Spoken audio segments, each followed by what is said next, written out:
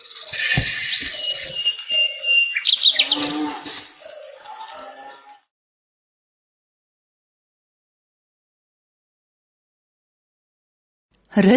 hoofstuk 2. Rut beland op Boas se landerye. In Bethlehem was daar 'n welgestelde, invloedryke man met die naam Boas. Hy was familie van Naomi se man, Elimelek.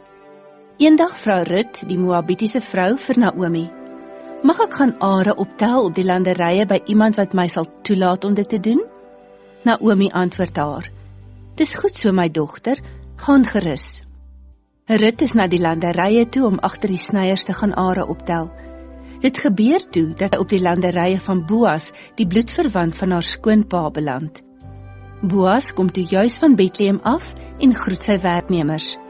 "Die Here is met julle," het hy gesê. "Mag die Here u seën," antwoord die snyers. Toe vra Boas vir sy voorman: "Wie is daardie jong vrou?" Die voorman antwoord hom: "Sy is die jong vrou uit Moab wat saam met Naomi teruggekom het. Sy het vir my gevra of sy die are agter die snyers mag optel. Sy het nog die hele tyd aan mekaar gewerk, behalwe vir die kort tydjie toe sy daar onder die skuiling gaan rus het." Boas nooi Rut uit om by sy land te bly. Toe loop Boas na haar toe en sê vir Rut: "Luister, my dogter, bly net hier by ons en tel hier are op. Moenie na ander landerye toe gaan nie. Bly gerus by die vroue wat vir my werk. Kyk op watter deel van die landerye hulle oes en gaan saam met hulle. Ek het die werksmense opdrag gegee om jou nie lastig te val nie. As jy dors word, gaan drink gerus van die water in die houers wat my werkers vir hulle uit die put geskep het." Rut het diep voor hom gebuig en hom gevra: "Hoekom is u so goed vir my, dat u my uitsonder terwyl ek 'n buitelander is?" Boas antwoord haar: "Ek het gehoor van al die liefde en goedheid wat jy na die dood van jou man aan jou skoonma betoon het. Ek het gehoor dat jy jou ouers en jou geboorteland verlaat het om hier tussen vreemde mense te kom woon. Mag die Here, die God van Israel, onder wie se vlerke jy kom skuiling soek het, jou ten volle beloon." "U laat my goed voel, meneer," antwoord sy. "U het my bemoedig deur so vriendelik met my te praat, al is ek nie eers een van u slavinne nie." Teen etenstyd laat roep Boas haar: "Kom hier na toe en eet van ons brood en doop dit in die suurwyn." Sy het toe saam met die werkers gaan sit. Boas het vir haar geroosterde koring gegee, meer as wat sy kon eet.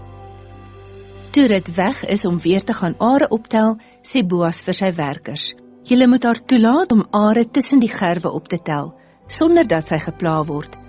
Trek ook van die are uit die gerwe uit en laat dit met opset op die grond val, sodat sy dit kan optel. Moenie haar keer om dit op te tel nie." Rut het die hele dag lank are opgetel, en toe sy dit die aand uitslaan, was dit omtrent 'n halwe mandjie vol. Sy het dit opgetel en saamgeneem dorp toe. Haar skoonma het gesien hoe baie sy opgetel het. Rut het ook van die kos wat oorgebly het vir haar gegee. Rut doen verslag aan Naomi. "Waar het jy vandag are opgetel?" vra Naomi haar toe. "Mag die Here die een seën wat jou gehelp het." Rut vertel toe vir haar skoonma van die man op wie se landerye sy gewerk het. Sy sê verder: "Die man op wie se landerye ek vandag gewerk het, se naam is Boas. Mag hy geseënd wees deur die Here wat nie opgehou het om getrou te wees aan die wat lewe en die wat dood is nie," sê Naomi vir haar skoondogter. Sy voeg by: "Daardie man is familie van ons. Hy is een van ons lossers." Rut vertel toe verder: "Boas het boonop vir my gesê om weer terug te kom en by sy werkers te bly totdat die hele oes ingesamel is." "Dis wonderlik," roep Naomi uit. "Maak soos hy vir jou sê. Bly by sy werkers vir die duur van die oestyd. Daar sal jy veilig wees, maar op 'n ander land kan jy dalk gemolesteer word." So het Rut saam met die werkers tot die einde van die garsoes en die graanoes gebly en op Boas se landerye are opgetel. Sy het steeds by haar skoonma gewoon.